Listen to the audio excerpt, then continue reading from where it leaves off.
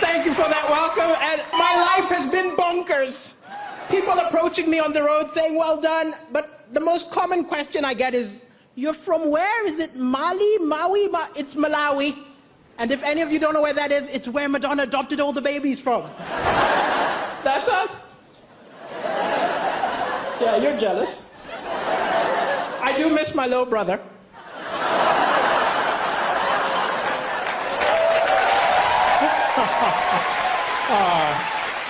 And Angelina took my sister, so. And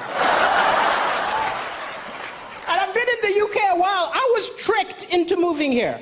I was tricked because I was watching television and I saw an angry guy came on television and he said, oh, these immigrants take all the good jobs, all the good women. I was like, wow, that's what I'm looking for.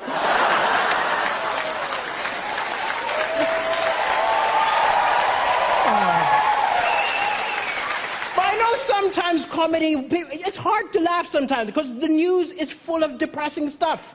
But I think the thing is, it's misleading because amazing things happen every day, little acts of kindness, but they don't report it. They put it on page 10, they open with the doom and gloom. If the BBC News was a mate of yours, you'd never go over. Look, I'm not going to that depressing barbecue. I'm going to hang out with Cartoon Network. But it's an amazing time to be alive. People say stuff like, I miss the good old days. The good old days were terrible. We've got amazing stuff. We've got Wi-Fi. Yeah. We've got rights. Women can vote. Yeah. I'm black. 200 years ago, this would have been an auction.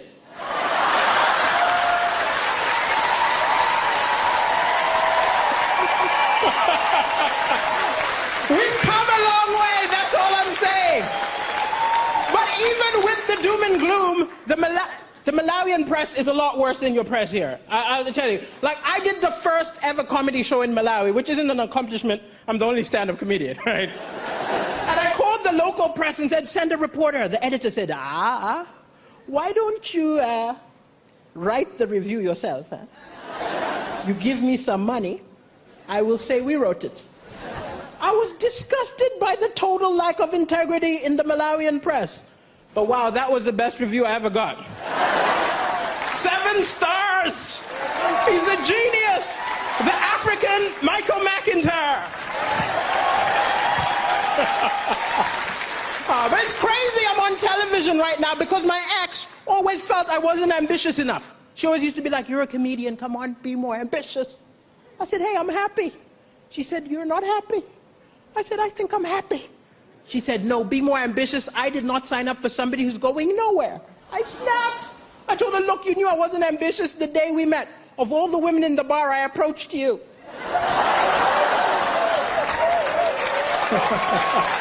Yeah, you're laughing. I'm single now. And I am looking for love, I'll admit. I'm looking for love, you know, gotta get that citizenship, you know. But it's hard to date on a budget. I remember going for a date and the women made a lot more money than me, which isn't a problem. We're in the 21st century, but I was ashamed. I remember the waiter came up, assumed I was going to pay. Put the bill in front of me, I had to go, I'll get the next one. I felt so pathetic watching her pay. I wanted so badly to be part of the transaction. So I just took the change.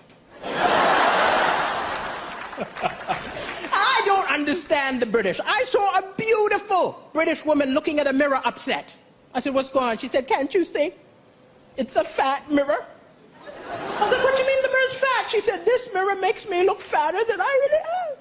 I said, wow, I think my eyes have the same problem. I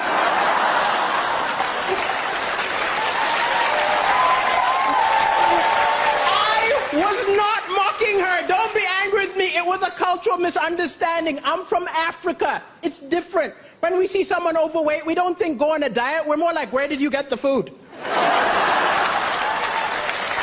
I think we gotta follow her home.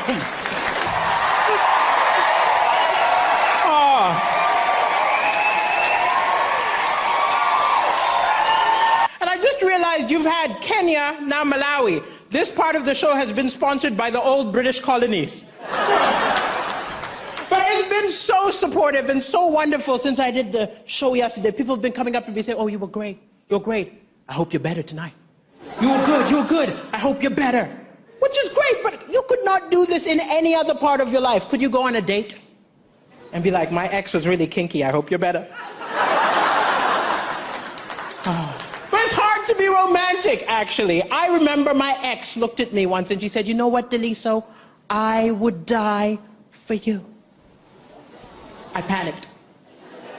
All that came out was, thank you. There was a long, uncomfortable silence. And then she went, would you die for me? I said, I'd take a punch. And she punched me in the face.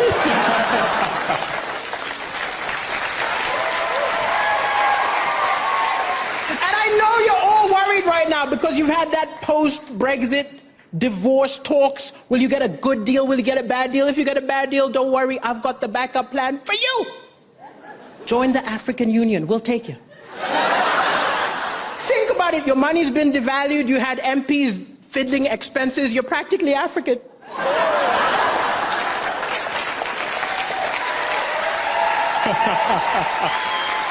I know I cross the line sometimes, but the brilliant thing is, in the UK, I can be non-PC. I can cross the line. The worst that will happen is one of you will send a complaint letter. I can do jokes about your government, no problem. This is not the same rules in Africa. You think I would ever go to Zimbabwe and do a Robert Mugabe joke? You think I'll go to North Korea and do a Kim Jong-un joke? It would be, Britain's got arrests. But I love being here, and I do get some weird racism sometimes, but it's very subtle. It's little things like, I was in a store the other day, somebody saw me, thought I was going to steal something, started following me with their eyes. I just had a bit of fun, I just went, can you help me? I want to steal this.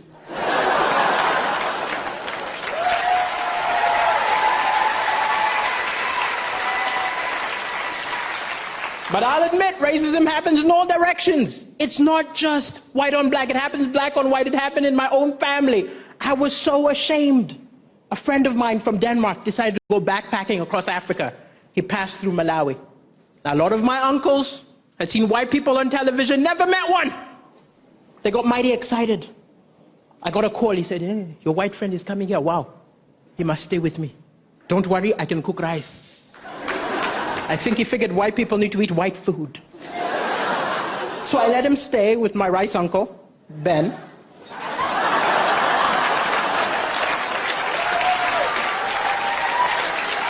But after 2 days, my uncle was looking very upset. I said, what's wrong? He said, I think you give me defective white man.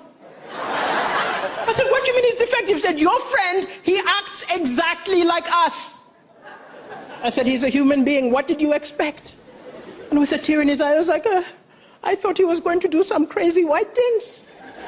He just wanted a story for the pub.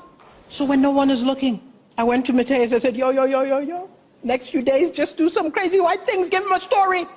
He said, no, I'm the first white man he's ever met. I think it's very important that I don't live up to any false stereotypes. I said, Mateus, you're not paying for food. You're not paying for accommodation. The least you can do is some crazy white things. So he slept with my uncle's wife.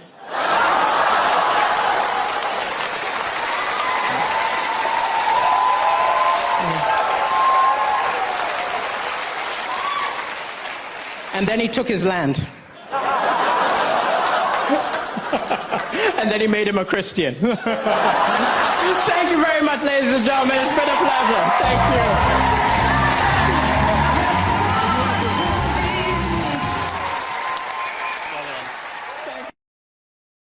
Most of you watching this still haven't subscribed. So smash that subscribe button, like the video, share it, and help me grow this channel. Let's build something amazing together.